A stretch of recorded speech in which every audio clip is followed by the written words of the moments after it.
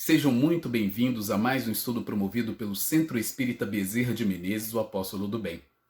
Se você ainda não é inscrito em nosso canal, inscreva-se. E não esqueça de clicar no sininho de notificações para poder receber um lembrete todas as vezes que um vídeo for lançado. Se puder também, compartilhe este vídeo e todos os demais vídeos com seus amigos e familiares que possam se beneficiar dos estudos que têm sido feitos pela casa. Muito obrigado e que Jesus abençoe a todos. Prece.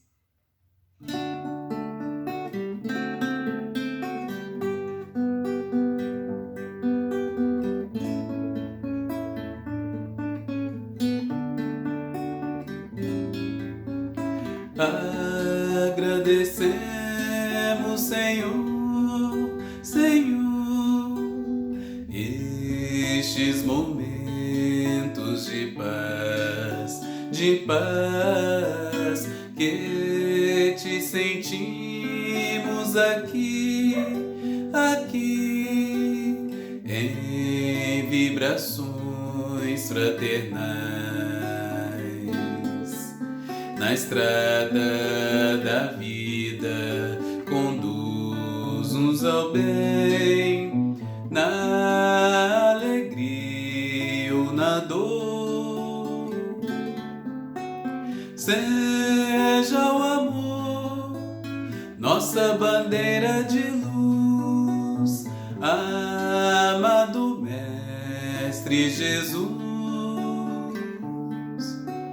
Seja o amor nossa bandeira de luz, amado Mestre Jesus.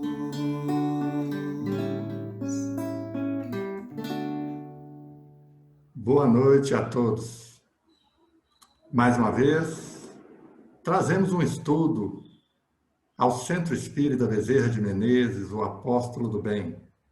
Esta nossa casa tão querida, em que temos trabalhado e estudado ao longo dos anos, fazendo amigos muito queridos. Então, iniciaremos o nosso trabalho de hoje realizando uma prece.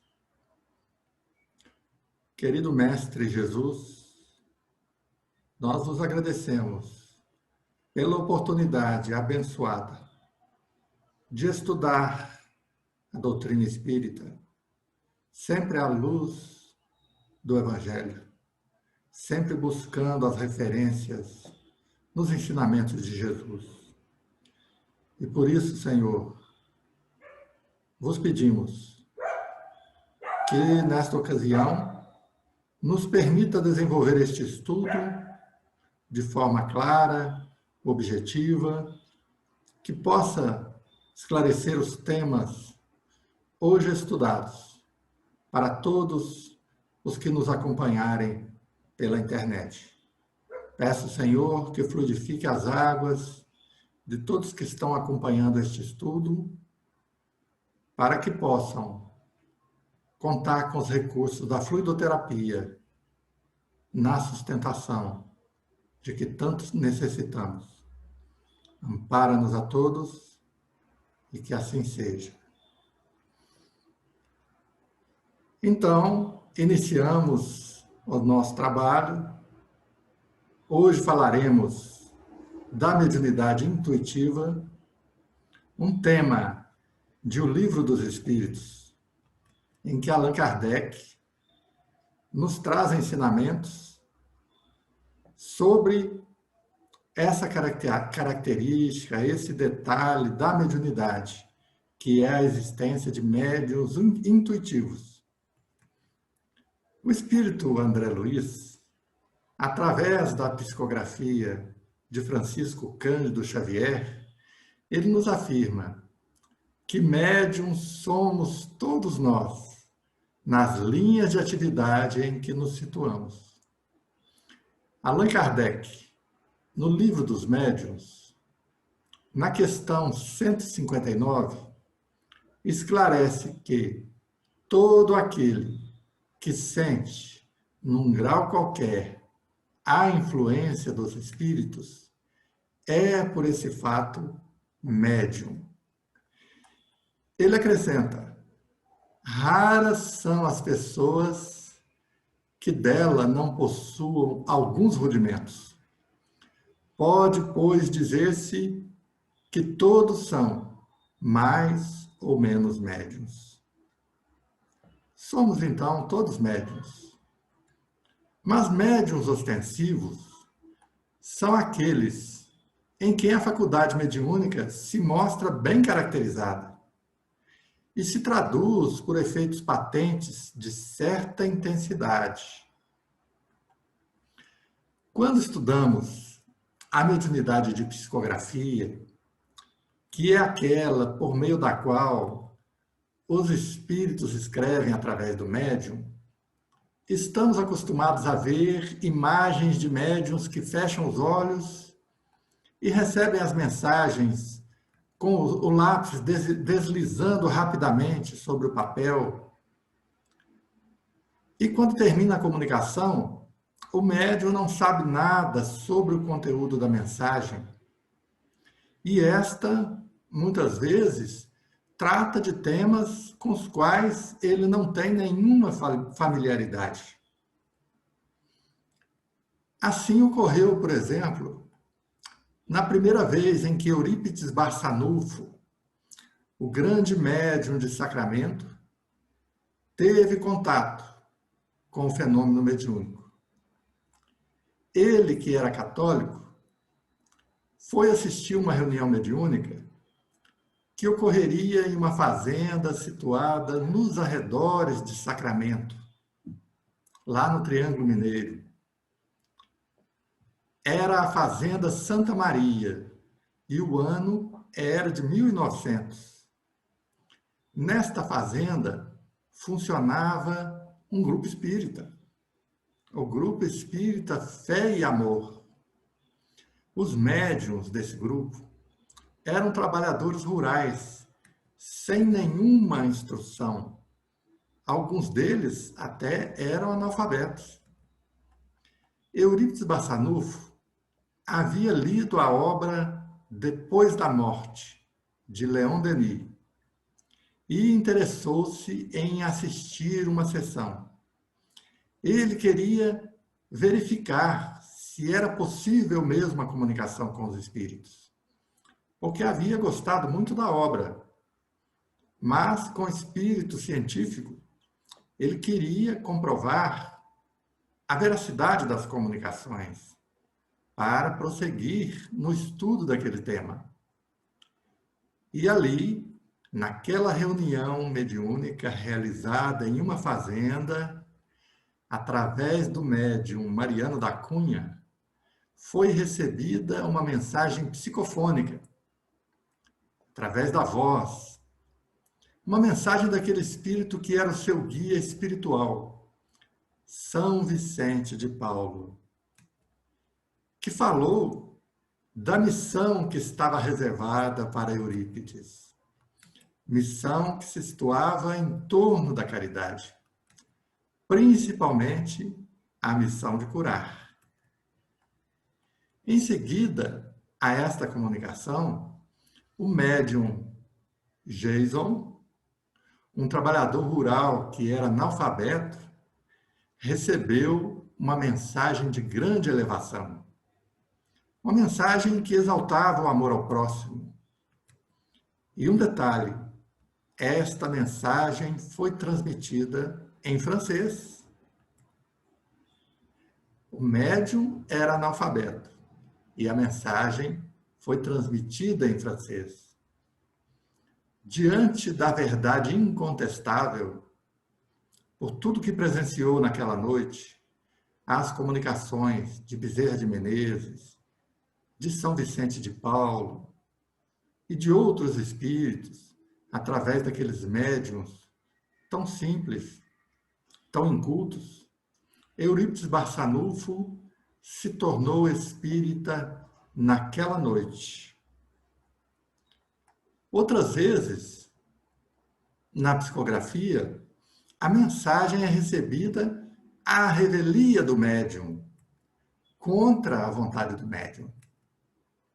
Assim acontecia com o reverendo inglês George Owen, que era um pastor protestante, anglicano, e recebia comunicações espirituais com um conteúdo que era totalmente estranho às suas crenças e convicções. E assim recebeu diversas obras mediúnicas pioneiras, publicadas no Brasil com o título A Vida Além do Véu. Uma das primeiras obras, inclusive, a falar da existência das colônias espirituais. O pastor oferecia muita resistência ao processo da psicografia, porque não queria receber mensagens desse tipo. Eram contrárias às suas crenças. Assim, enquanto a sua mão escrevia, ele lia a Bíblia segurando o livro com a outra mão. Era um processo de resistência. Esse tipo de comunicação é a chamada psicografia mecânica ou sonambúlica. Mas não é o único tipo de psicografia que existe. Quem conhece pouco a respeito desse fenômeno, principalmente o público não espírita, costuma achar que todas as psicografias são assim, mecânicas. As pessoas acreditam também que a mensagem deve estar escrita com a mesma letra que o espírito comunicante possuía quando encarnado na Terra, o que não é verdade. Isso acontece raramente. Porque isso de reproduzir a letra é um fenômeno muito raro, incluído por Allan Kardec nas chamadas mediunidades especiais. Allan Kardec, no item 179 de O Livro dos Médiuns, fala acerca dos médiuns mecânicos. Ele diz assim: quando atua diretamente sobre a mão, o espírito lhe dá uma impulsão de todo independente da vontade desse último. Ela se move sem interrupção e sem embargo do médium, enquanto o espírito tem alguma coisa a dizer. E para assim que ele acaba. Nesta circunstância, o que caracteriza o fenômeno é que o médium não tem a menor consciência do que escreve. Quando se dá, no caso, a inconsciência absoluta, tem-se os chamados passivos, os médiuns passivos ou mecânicos. É muito preciosa essa faculdade por não permitir dúvida alguma sobre a independência do pensamento daquele que escreve. Vejam que na mediunidade de psicografia mecânica, o espírito atua diretamente sobre a mão do médium, impulsionando-a de forma independente da vontade dele. A mão se move, escrevendo sem interrupção. E mesmo que o médium não queira, como ocorria com o reverendo George Owen, até que o espírito termine o que tinha a dizer. Então, a mão vai se movimentando, muitas vezes contra a vontade do médium, e só para quando o espírito termina aquilo que tinha a dizer. O médium não tem a menor consciência do que escreve. Mas é preciso perceber que isso ocorre em diversos graus. Quando ocorre a inconsciência absoluta, os médiuns são chamados de médiuns mecânicos. Esse tipo de mediunidade mecânica não permite dúvidas sobre a independência do pensamento do espírito que se comunica. Mas uma mensagem mediúnica não é valiosa somente se recebida por um médium mecânico. Sabemos disso.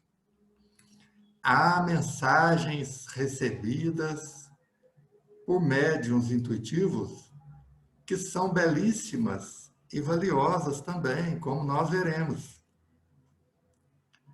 Na questão seguinte, de O Livro dos Médiuns, a de número 180, Allan Kardec define o que são os chamados médiuns intuitivos. O texto diz o seguinte: a transmissão do pensamento também se dá por meio do espírito do médium, ou melhor, de sua alma, pois que por este nome designamos o espírito encarnado. O espírito livre, nesse caso, não atua sobre a mão para fazê-lo escrever. Não a toma, não a guia. Atua sobre a alma, com a qual se identifica. A alma, sob esse impulso, dirige a mão e a mão dirige o lápis.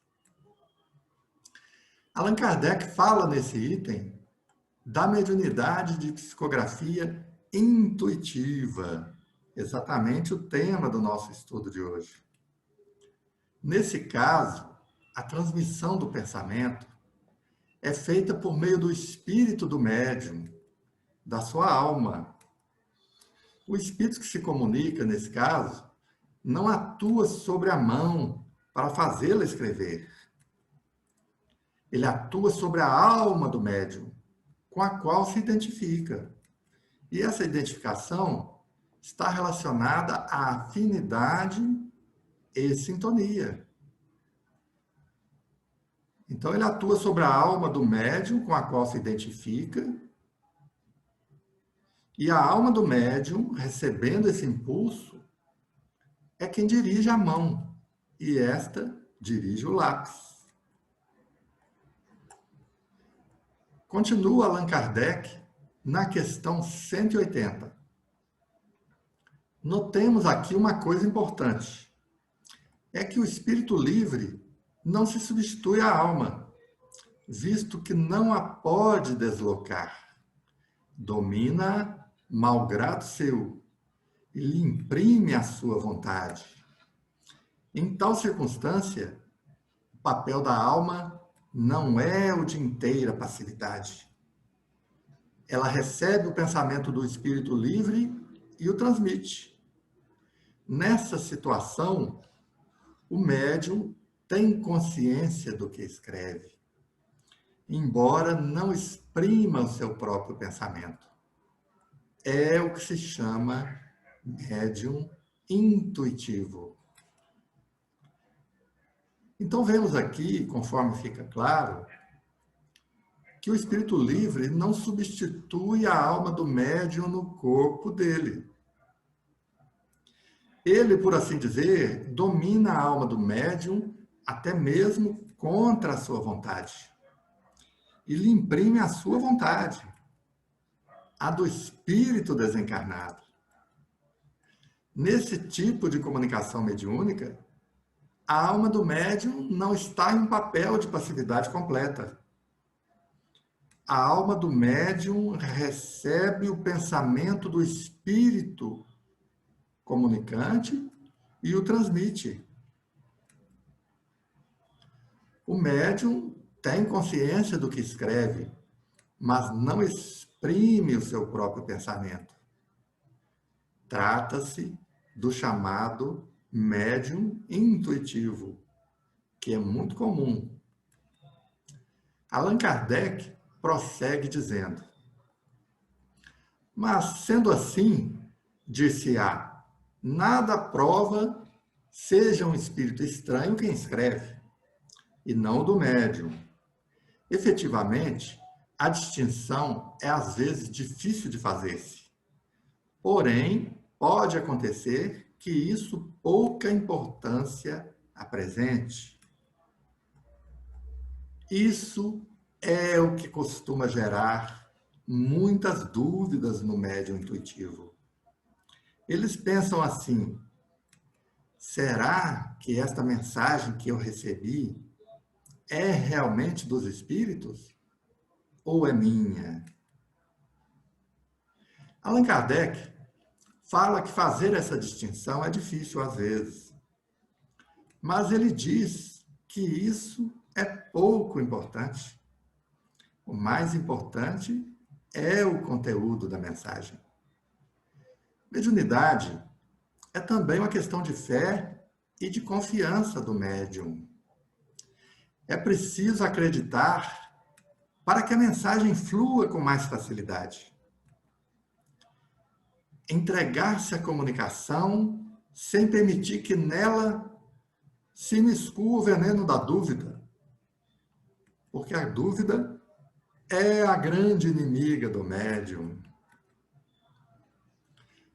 Porque se o médium se dedica ao estudo e ao trabalho na seara de Jesus, se ele está no ambiente adequado para receber a mensagem na casa espírita, se está na reunião programada para este fim, a reunião mediúnica, se confia na boa direção dos trabalhos da reunião, ele pode deixar fluir a mensagem conforme o impulso que ele recebe.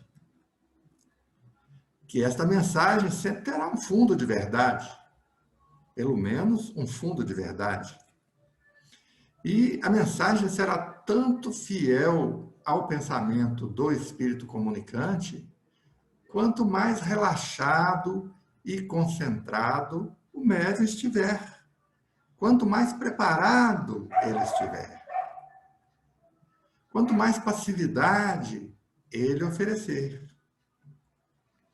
Além disso, Allan Kardec dá uma importante dica sobre como reconhecer quando o pensamento é sugerido pelos espíritos e diferenciá-lo dos pensamentos que são próprios do médium.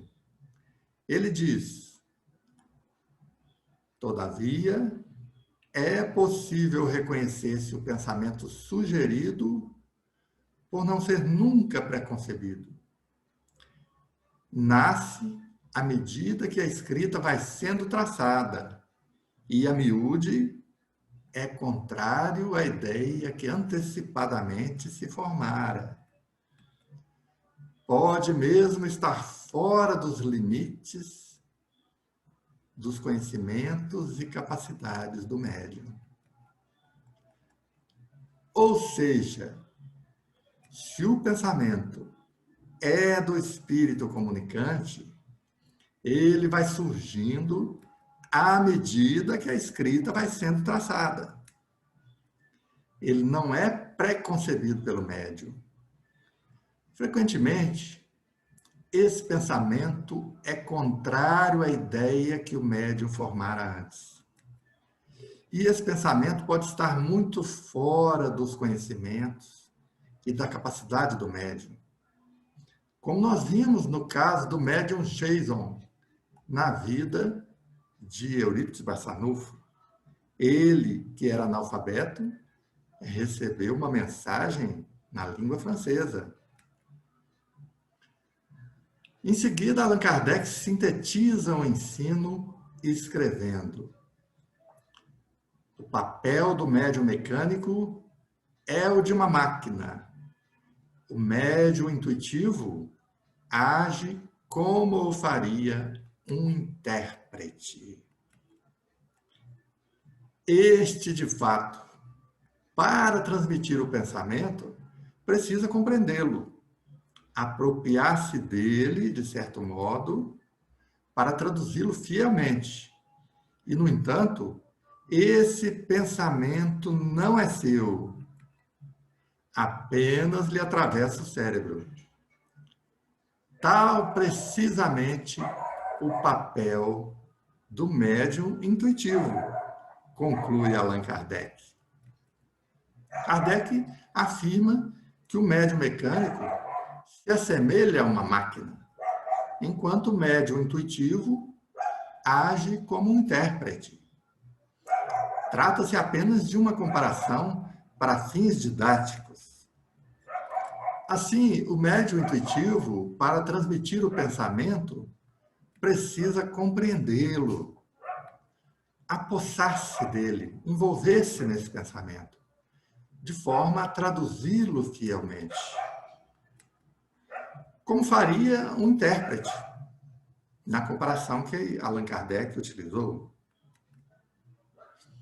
Mas esse pensamento não é do médium, apenas atravessa o cérebro dele, sintonizado na mesma faixa do espírito comunicante. O pensamento do espírito é através do médium, esse pensamento atravessa a mente do médium e ele capta ali a essência e, agindo como um tradutor, transmite, se for o caso da psicografia, transcreve aquele pensamento no papel, utilizando os recursos de linguagem que o médium possui. Esse conceito de médium intuitivo não se restringe à mediunidade de psicografia. Há médiuns intuitivos também com a faculdade da psicofonia, os chamados médiuns falantes, na conceituação de Allan Kardec.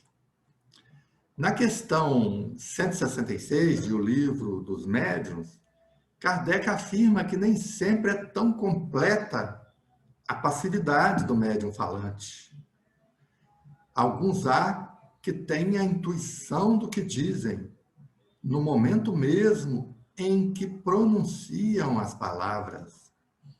Olhem que afirmativa importante de Allan Kardec.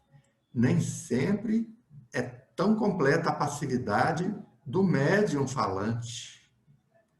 Alguns têm a intuição do que dizem no momento mesmo em que pronunciam as palavras. Vejam que é bem similar ao que ocorre com os médiuns de psicografia intuitivos.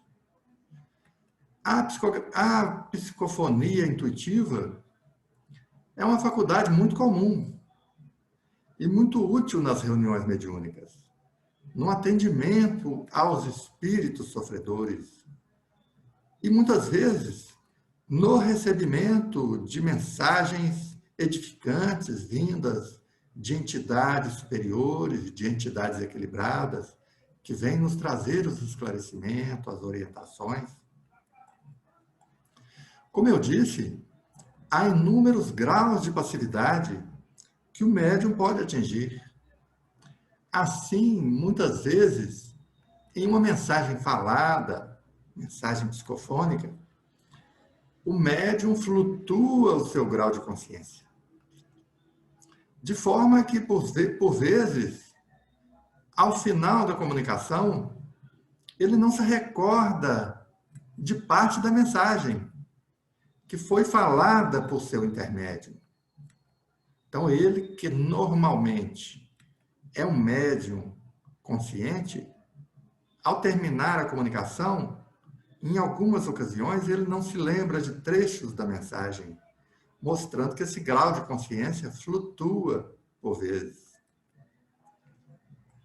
Voltando à faculdade da psicografia, obras valiosas foram recebidas por médiuns intuitivos.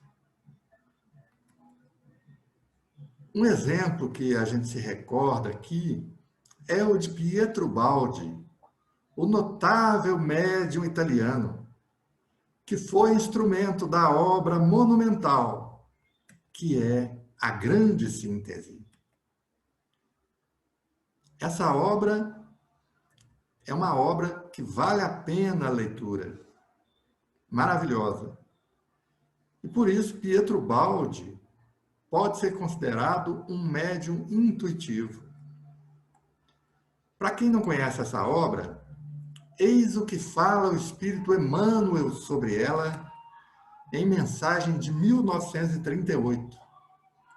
Ele diz assim: a grande síntese é o Evangelho da ciência, renovando todas as capacidades da religião e da filosofia, reunindo-as à revelação espiritual. e restaurando o messianismo do Cristo em todos os institutos da evolução terrestre. Então, Emmanuel elogia bastante essa obra, dizendo que a grande síntese é o Evangelho da ciência. Então, afirmamos que a mediunidade de Pietro Baldi era uma mediunidade intuitiva. O próprio Pietro Baldi afirma sobre a sua mediunidade, dizendo assim: a obra, a grande síntese, está a demonstrar a verdadeira natureza da minha mediunidade inspirativa intelectual. Vejam que ele chama de mediunidade inspirativa intelectual, ou seja, de efeitos intelectuais. Então, mediunidade intuitiva. Para o Baldi, a mediunidade é, como ele sente e declara, o estado normal de um futuro psiquismo mais sutilizado, de uma percepção anímica supersensória, mais refinada. É uma superior fase de consciência e dimensão conceitual perfeitamente normal na evolução. Repetindo, a mediunidade dele é o estado normal de um futuro psiquismo mais sutilizado, de uma percepção anímica supersensória, mais refinada. É uma superior fase de consciência e dimensão conceitual, perfeitamente normal na evolução. Mediunidade intuitiva, para simplificar. Quando Pietro Baldi, na cidade de Assis, na Itália, na noite de Natal de 1931, escreveu sua primeira mensagem, ele obedeceu a uma voz que lhe dizia: não temas, escreve. Não temas, escreve.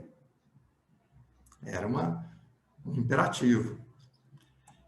Ele tremia, aniquilado.